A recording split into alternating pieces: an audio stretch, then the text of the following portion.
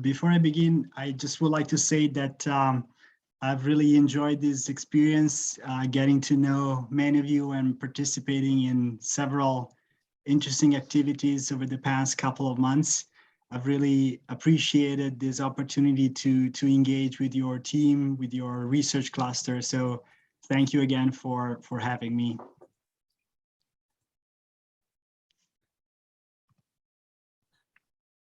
Okay, let's see. So today I will talk about the research project I've been conducting during this visiting fellowship, which focuses on the building of the European Central Bank in Frankfurt, a case that I suppose many of you are quite familiar with. I should say that this is not a finished study, but rather a work in progress. So I look forward to your feedback. I should also note that this effort is part of a broader research project called the Architecture of European Integration that I've been developing over the past couple of years. In essence, the goal is to explore how architecture engages with the process of European integration. As I will illustrate today, the ECB occupies a unique position in this framework. So I was really excited to do a deep dive into this case. The majority of the materials I will discuss comes from the archive of the ECB, which has been supporting my research efforts. I was also able to interview a multitude of individuals who were involved in the complex process that led to the construction of the ECB building, including architects, members of the jury that ran the competition, executives of the bank, as well as scholars and researchers. The primary object of my study is the competition for the quote-unquote planning and design of the new ECB premises, which was launched in November 2002, so almost 20 years ago. Even though the process of European integration had started roughly 50 years earlier and multiple institutions had been built during that time, the ECB competition came in a period of profound transformations and in a way opened the door for a reframing of the relation between architecture and supranational power. The turning point was the signing of the Maastricht Treaty in '92, which inaugurated a quote-unquote new stage in the integration process, merging the previous European communities into the European Union and laying the groundwork for the introduction of a common currency. One of the reforms coming out of Maastricht concerned the rules of engagement with architecture and the city. Up to that point, no final decision had been taken regarding the location of the European institutions, which therefore did not have the power to design, build, and own their premises. Now, in the lecture I gave back in May, I illustrated the cases of the European Commission and the European Parliament, the two most important supranational institutions in Brussels. Like I said before, this architecture was produced by national authorities along with private developers and was then rented to the European institutions, which had to, in a way, adapt to a space that was not designed for a supranational operation. On the contrary, the ECB was created after Maastricht to oversee the project of monetary integration. It was initially called European Monetary Institute and in '98 morphed into the ECB. Before it started operating, the heads of state and government of the European Union had already decided that it was to have its permanent seat in Frankfurt. So the ECB was really the first supranational institution that could actively address from the very beginning the question of its physical presence in the city and explore its architectural dimension. Now, even though the ECB initially rented a building in the financial district, what came to be known as the Euro Tower, the plan was to build a new home specifically designed for its purposes. Following a feasibility study that considered 35 sites, the ECB eventually purchased the site of the Market Hall from the city of Frankfurt. The acquisition was preceded by the so-called headquarters agreement between the ECB and the German federal government, which underlined the independence of the institution and the quote-unquote inviolability of its premises. As the first Euro banknotes had just started circulating in 2002, everything was ready for the competition.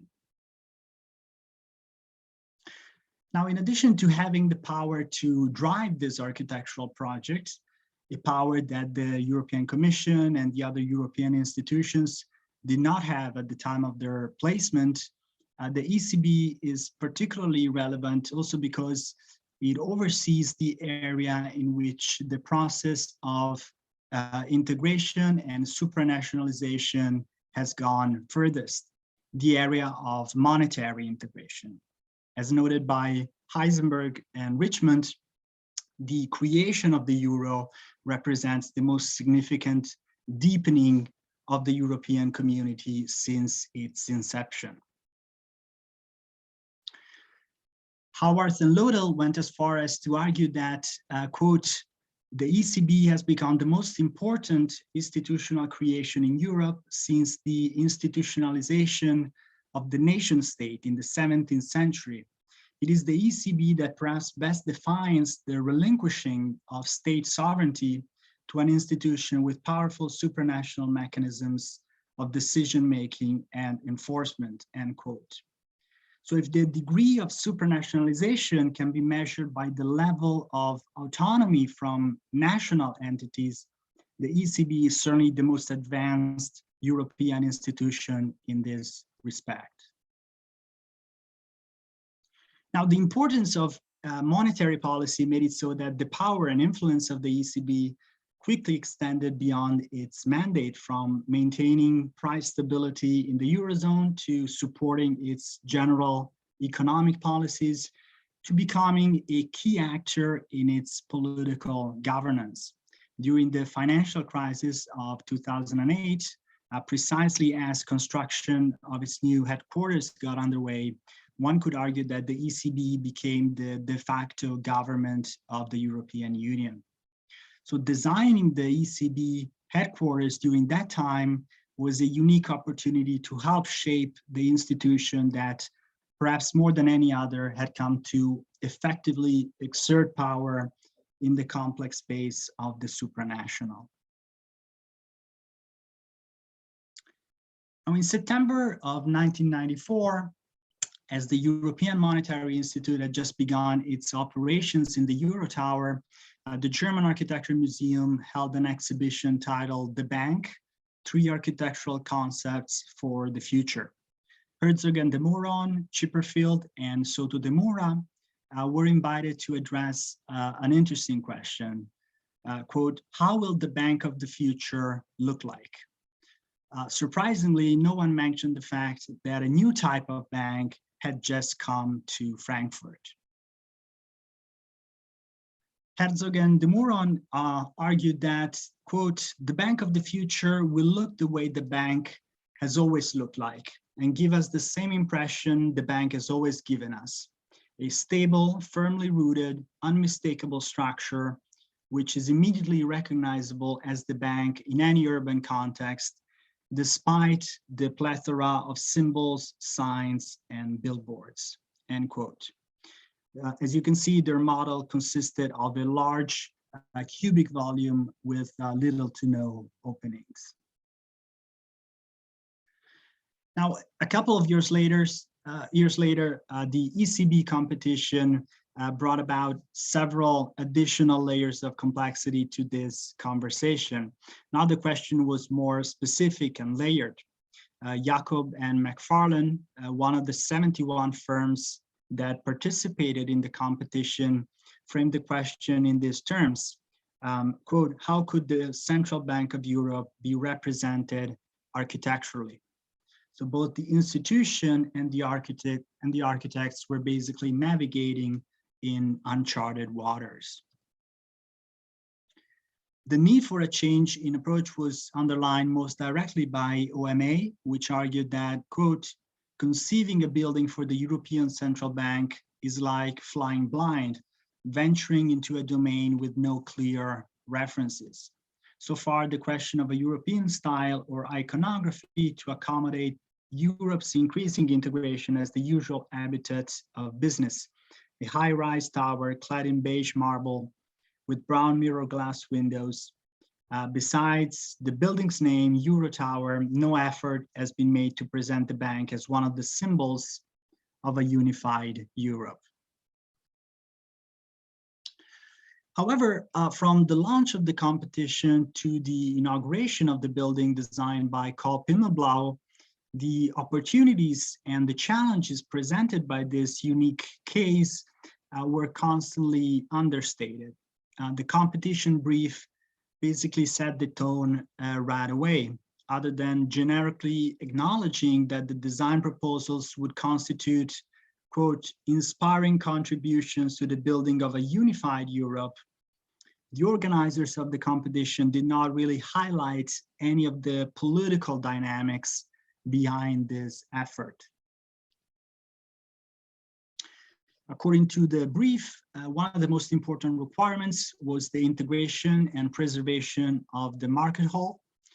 This effort went as far as to remove, clean, and reposition several of the bricks of the old building. The other major requirements center on, quote, sustainability and energy efficiency. The winning project focused heavily on this issue, proposing a new type of envelope called a shield hybrid facade, which through a variety of advanced technologies promised a high degree of climate control in the office space. In addition to highlighting the technologies of the facade, Koop Himmelblauw argued that the entire project revolved around a key formal gesture. He wrote, quote, the design concept of the ECB is to vertically divide a monolithic block through a hyperboloid cut, wedge it apart, twist it, and fill the newly created intermediary space with a glass atrium. The result was a, quote, twisted double tower that, according to Koop Himmelblauw, responded to the, quote, request to create a unique, iconic building as a symbol for the European Union, end quote. Ironically, 6 years later, a very similar concept was submitted to the competition for the new headquarters of the Central Bank of Azerbaijan, which was also won by Koop Himmelblauw. So it was a design approach that aligned with the trend of the moment, including, let's say, the cliche of presenting the cutting sequence through a set of photos of little foam models. But the way this choice engaged with the specificity of the institution was left unexplained. Even if we attempt to read the hyperboloid cut in a metaphorical, symbolic way, which is not the way it was supposed to be read, it is difficult to find a connection with the ECB. The formal operation of dividing a monolith into two towers obviously clashes with the logic of European integration, which implies a difficult effort to bring together a multitude of separate entities. In 2008, as the financial crisis was exploding and the ECB project was getting off the ground, Alejandro Zerapolo published The Politics of the Envelope, which very much gave voice to a changing understanding of the relationship between architecture and politics. He wrote, quote, "Architects' traditional role as visionaries and ideologists has become redundant as the sheer speed of change overtakes their capacity to represent politics ideologically. Within this context, it is vital to produce an updated politics of architecture in which the discipline is not merely reduced to a representation of ideal political concepts, but conceived as an effective tool to produce change." His proposal was to, quote, "mobilize the political in the vertical envelope as an expression of technical efficiencies," which was very much the approach of the ECB project. Architecture's engagement with politics was being moved towards the technical sphere of the envelope, which in turn was invested with the ability to produce iconographic performance, expression, and even affect. However, what was presented as a new form of political materialism also tended to align with the architectural outlook of most large organizations across the globe as the, in a way, universal language for the generic corporate high-rise at the turn of the millennium. In Frankfurt, the financial district obviously constitutes an inescapable term of comparison. Kees Christensen, one of the renowned architects leading the jury of the ECB competition, told me that there was no wish to look like anything in the financial district. The result of the competition, however, was a building that, to quote architectural historian Auke Horn, was very much aligned with the, quote, international iconography of financial high-rises. Now, the Commerzbank Tower, which opened 1 year before the establishment of the ECB, was a particularly important point of reference. From the full-height central atrium to the proposed hanging gardens, many of Kopi Milblau's choices seem to reference Foster's design for Commerzbank.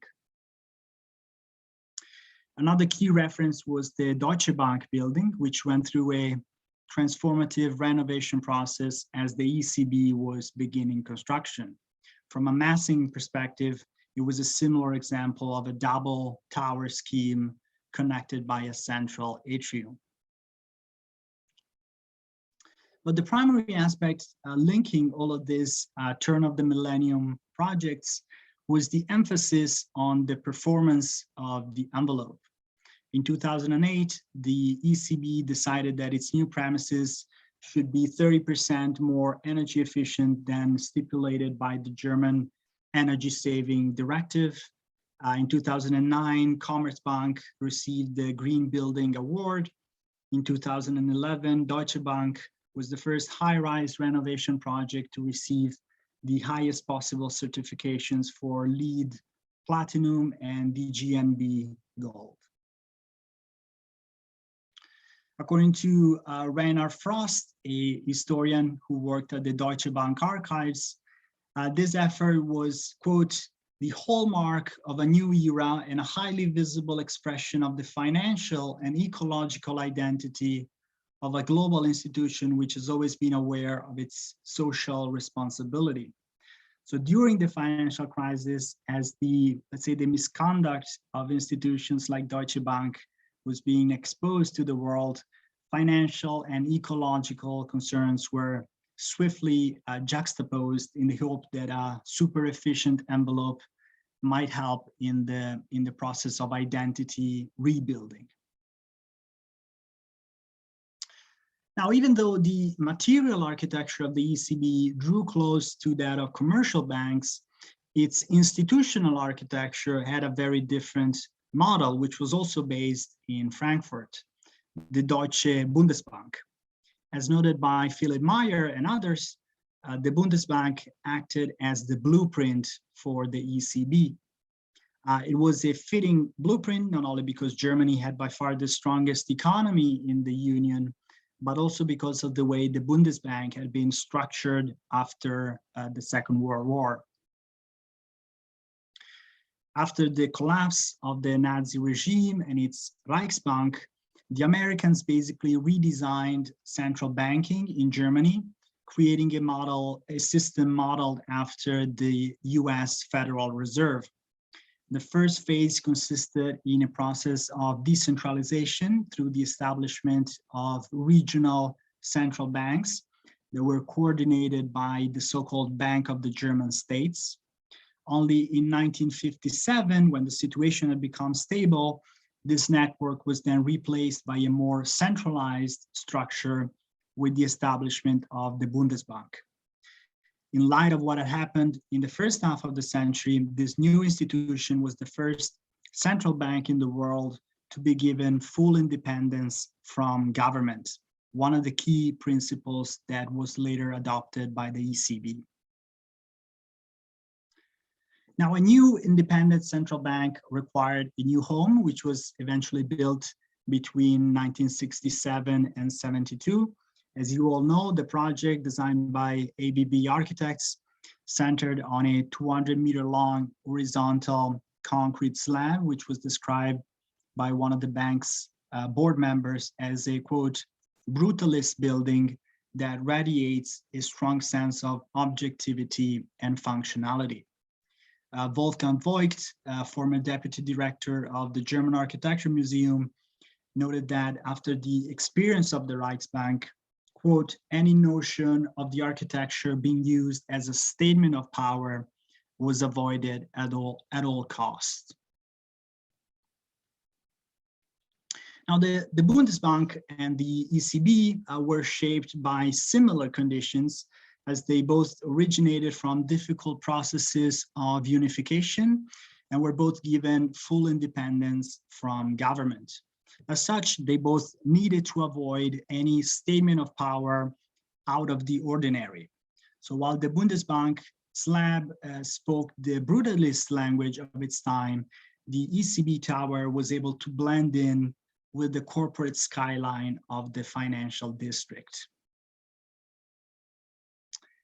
Now, the analogy between the ECB headquarters and the architecture of commercial banks and corporations fits into the narrative of those who see European integration only as an economic project, a neoliberal endeavor driven by transnational capitalism, sort of a reflection of the contemporary rift between power and politics. But this situation, of course, is a bit more complicated than that.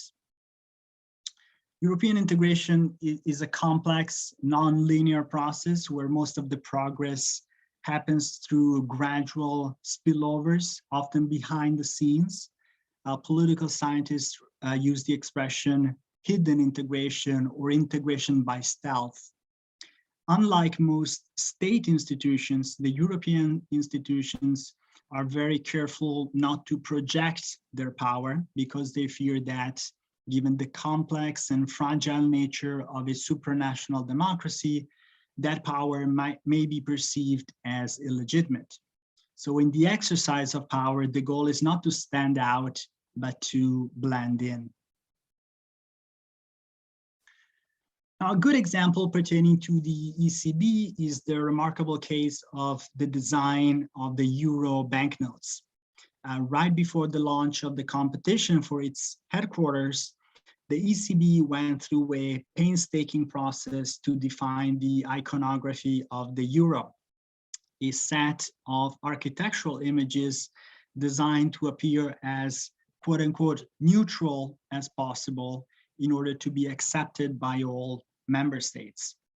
And this case speaks to the difficulty of embracing and putting forward any clear architectural statement that may be perceived as overbearing or politically incorrect and generate a nationalist backlash.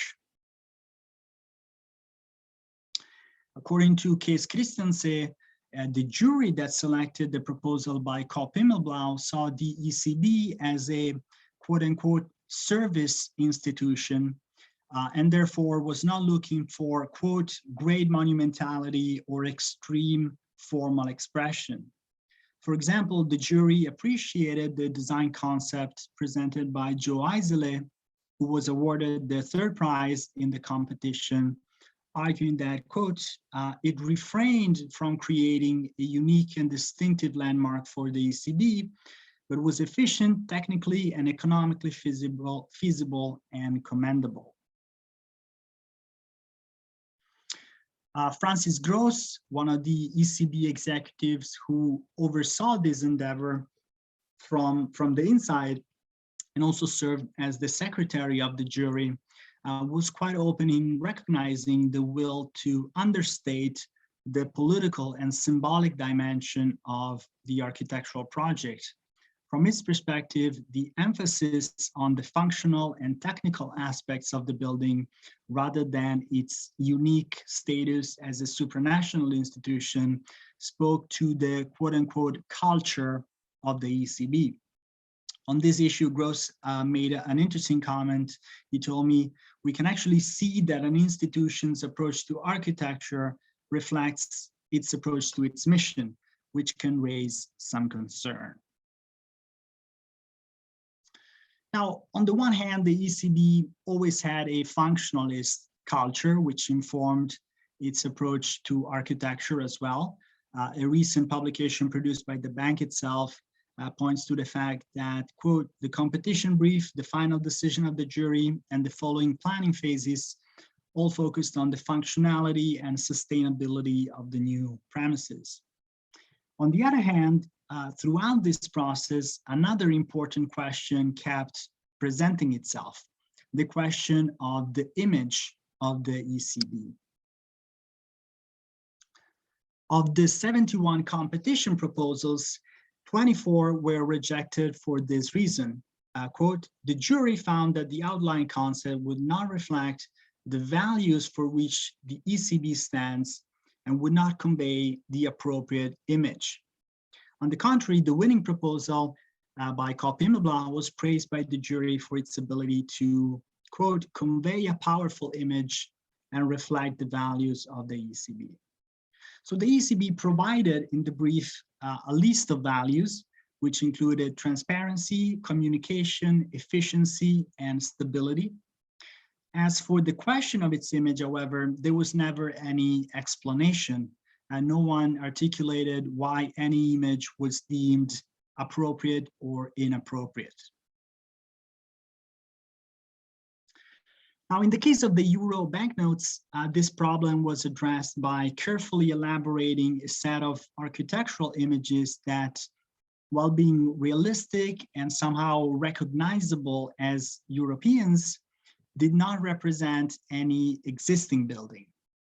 Interestingly, 10 years after the introduction of the euro, while the ECB headquarters was getting off the ground, Dutch artist Robin Stam carried out an experimental project near Rotterdam, where he was able to actually build the quote-unquote fictional bridges depicted on the euro banknotes. This form of iconographic transfer from the 2D dimension of the banknote to the 3D dimension of the building manifested itself on multiple occasions in the case of the ECB headquarters as well. Historically, this dynamic used to go the opposite way. Banknotes tended to depict images of important public buildings, which represented the authority in charge of that currency. In the case of the euro, obviously, the banknote came before the building. Now, in 2008, right before the beginning of construction, the market hall became the object of a light show during Luminale, a festival for light art hosted by the city of Frankfurt. The installation, funded by the ECB and curated by Casa Magica, wanted to highlight the transformation of the site by beaming onto the facade a series of quote-unquote motifs. In the work of Casa Magica, this type of installation is called architectural projection. So as a way to represent its future role as the ECB building, The long facade of the market hall was transformed by a number of colorful projections using motifs taken from banknotes. So even before the beginning of construction, as the need to project some form of image presented itself, the solution was always to take inspiration from banknotes. This idea is also evident in some of the renderings produced by Coop Immelblau. For example, this rendering of the press briefing room, one of the most important spaces in the new building, as well as the stage where the bank interacts with the public, features a large representation of a €5 banknote, which is hung behind the podium like a painting. So from rendering to reality, a similar move was implemented in another key space of the new building, the council room, the inner sanctum of the bank's decision-making mechanism. One of Coop Immelblau's architects told me that there was very little room for experimentation in terms of layout. The task was to replicate and optimize the council room of the previous ECB office in the Euro Tower, which was a rather conventional council room with a central round table. In fact, the council room was so non-specific that shortly after the inauguration, the management of the ECB actually considered turning it into a restaurant. The only concession to the specificity of the institution was relegated to the ceiling. A publication disseminated by the ECB itself notes that, quote, "the ceiling of the council room is unique. The architects call it the Europe ceiling. The aluminum elements depict a map of Europe as shown on the Euro banknotes in an abstract way." Now, displaying a map in the council room of a central bank is a rather common practice. A good example is the council room of the Federal Reserve Board in Washington, D.C., which features a large map of the United States. Interestingly, a rare diverging case is the aforementioned Deutsche Bundesbank, in the central bank of a country that had just been defeated and divided. It would have been very difficult to identify an appropriate map. Instead, the council room was decorated by tapestries by Max Ernst, an unintentionally fitting representation of the state of post-war Germany. The ECB, on the other hand, decided to take on the challenge of displaying a map of Europe, which was perceived as the least problematic, lowest common denominator image. However, in order to make it work, the map had to be broken down and deformed, blurring all of its details, especially its borders, to the point where it became almost illegible. The Euro banknotes and coins had basically already performed this operation 10 years earlier, and again served as the basis for the creation of images in the new building. On the occasion of the launch of the euro in 1999, Wim Duisenberg, the first president of the ECB, made the case that, quote, "a currency is far more than just a medium of exchange. The currency is also part of the identity of people. It reflects what they have in common now and in the future." So in the absence of a clear political project, the euro was invested with the monumental task of generating a common identity, including the very difficult effort to elaborate a set of images that could fill the iconographic vacuum of the EU and fuel future building projects. At the ceremony for the laying of the foundation stone of the ECB building in the spring of 2010, the president of the bank, along with the architect and the mayor of Frankfurt, solemnly placed a set of euro banknotes in the foundation stone. While it's not unusual to put money in foundation stones, this case was particularly significant. The ECB building was literally, as well as conceptually, built on a banknote. Now, even though the ECB project, much like the European Union itself, was framed in functional economic terms, certain political dynamics were still able to infiltrate the site, sometimes in unexpected ways, especially as the institution took on an increasingly central political role during the financial crisis. While the ECB tried to focus the competition on technical utilitarian issues, a number of public ceremonies and events throughout the building process forced everyone to address a different range of issues, venturing into the uncomfortable space of the symbolic and, in one way or another, the political. The first of such ceremonies took place in the spring of 2008 in the town hall of the city of Frankfurt, with the backdrop of this large tapestry featuring a battle scene. The mayor of Frankfurt handed over the building permit to the ECB president in front of the media, displaying the transfer of power from the local to the supranational authority.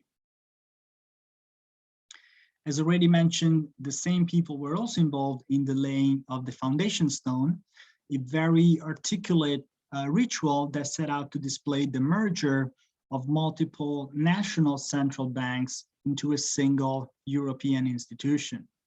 After the banknotes had been placed into the foundation stone, the directors of all the national central banks of the EU walked by the stone one by one and laid down a copy of a newspaper of their country.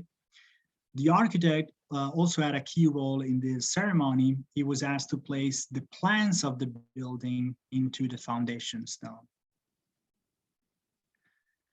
Now, 2 years later, in 2012, an even more theatrical ritual marked the topping out of the building's structure.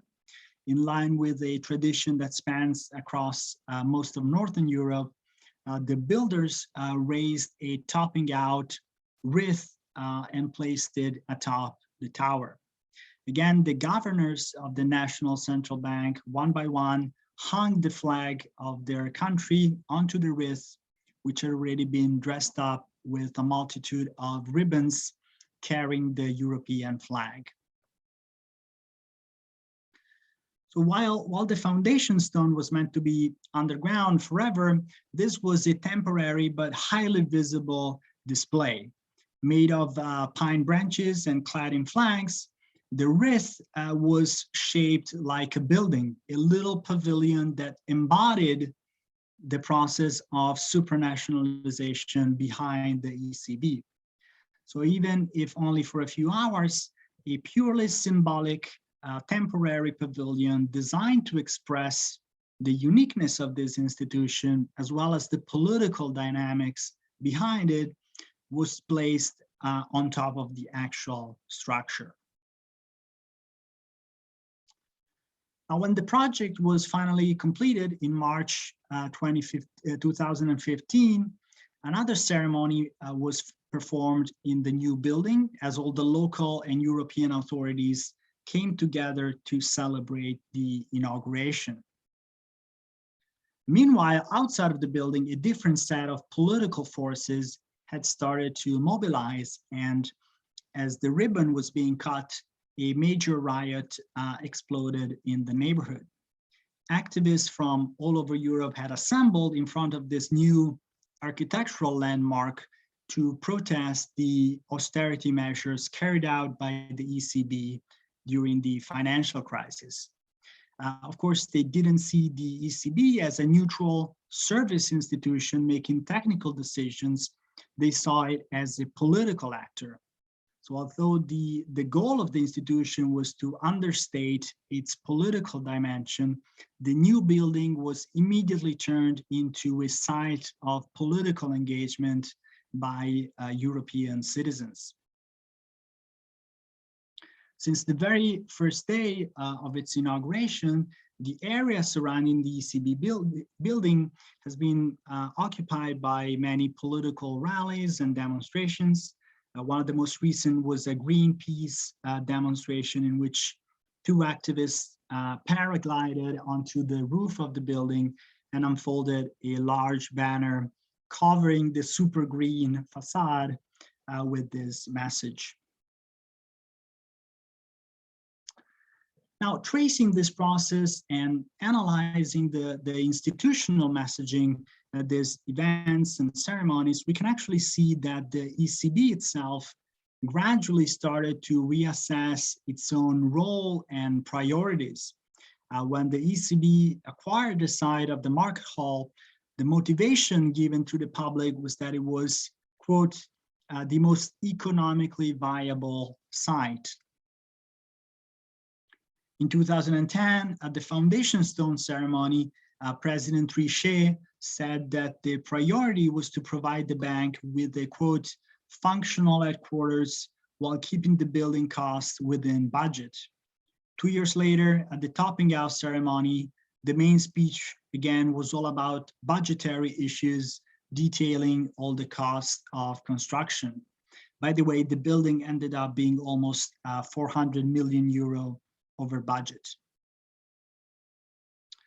By the time of the inauguration, however, the institutional language had started to change. For example, the mayor of Frankfurt gave a speech arguing that, quote, this project was not just about the balance sheet, but about the European idea as a whole. The ceremony ended with the remarks of President Draghi. While protesters were gathering outside, Draghi talked about the changing role of the ECB, arguing for the, quote, need to reconcile the economics of integration with the politics of integration. He stated, quote, the more decision-making over economic issues moves to the European level, the more democracy needs to move with it. So part of this process of democratization involved the grounding of the institution in a specific location, a building around which citizens could gather and make their voices heard. Now, in a recent book, 5 Ways to Make Architecture Political, Albena Janeva argues that buildings should no longer be seen as, quote, political symbols or embodiments of big political forces. Like Zaira Polo, she separates architecture from traditional theories of power related to ideology, state, nation, government, or activism, and makes the case that the political, quote, can be explored and generated at the level of design and architectural practice.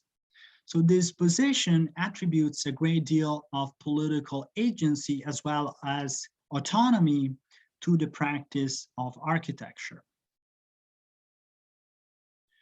Now, the ECB project is one of those cases that call for a scaling down of our assumptions regarding both what architects are allowed to do and what architects are actually capable of doing.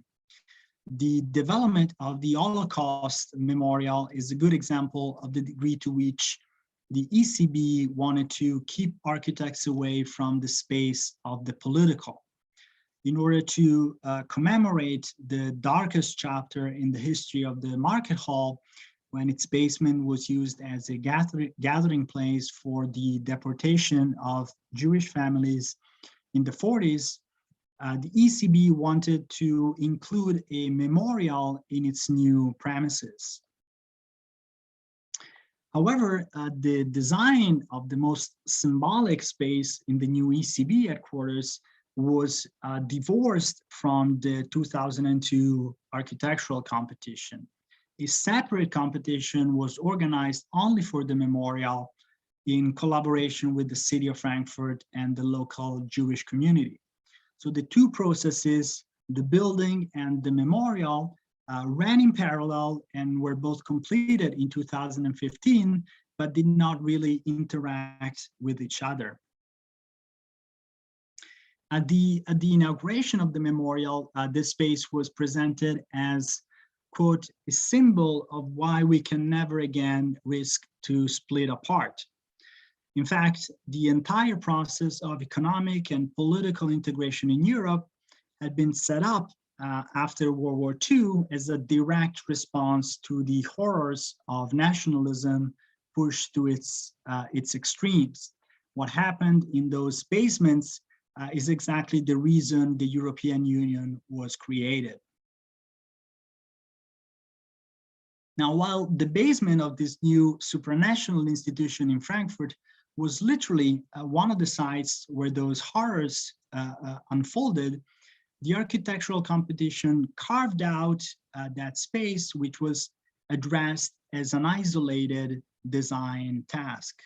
So this was the clearest possible opportunity to reflect on the history of European integration and remind everybody how and why institutions like the ECB had been established.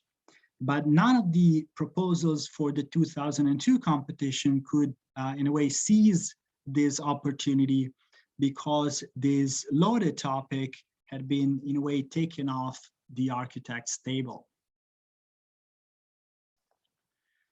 Now, on the other hand, the case of the ECB also highlights a set of limitations that do not depend on external forces. The outcome of the ECB competition was not only determined by the institution's unwillingness to expose itself and make a political statement through architecture, but also by the inability among many of the participants to fully grasp the political stakes of this endeavor. Of the 71 architectural practices that took part in the competition, how many actually knew how European integration worked or how a supranational institution differed from other institutions? If we examine the short concept outlines that each participant had to submit, we can see that only one proposal alluded to the uniqueness of European power and used the term supranational. The second closest attempt was a proposal that described the ECB as a supra-regional institution. Other proposals reveal, in a way, a misunderstanding of the logic behind this institution. For example, Miralles and Tagliabue addressed the site of the ECB as, quote, the base landscape for the different individual pavilions countries. So rather than a place where national powers merge into a supranational entity, the site of the ECB was treated as an international fair where each country had its own pavilion. But the most popular move was to sprinkle some symbolism in the landscape around the building. Several architects, including SOM, United Architects, and UN Studio, proposed to create some form of garden with trees and flowers representing all the member states of the European Union. Now, notably, a significant part of the competition participants, the architects, let's say at the top of the international game, belong to the '68 generation, a generation shaped by political activism. For example, Coop Himmelblau was founded in May of 1968. 40 years later, given a once-in-a-lifetime opportunity to engage with a complex new form of power, many of them could only speak a self-referential language, the language of the hyperboloid cut or the language of the shield hybrid facade.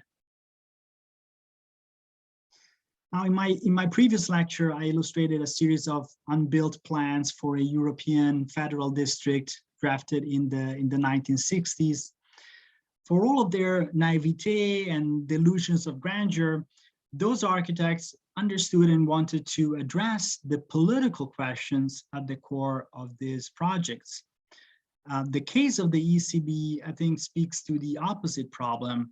while moving away from the ideological, mostly delusional approach of the past, architecture tends to retreat in its own bubble, where it's easy to lose the interest or the ability to address these deeper questions and produce meaningful statements about them.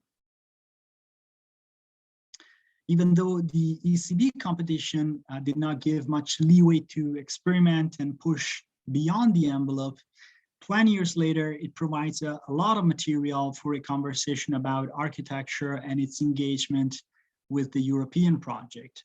Maybe there will be a middle ground between the utopian delusional visions of the 60s and this form of engagement centered on hyperbolic, super efficient envelopes.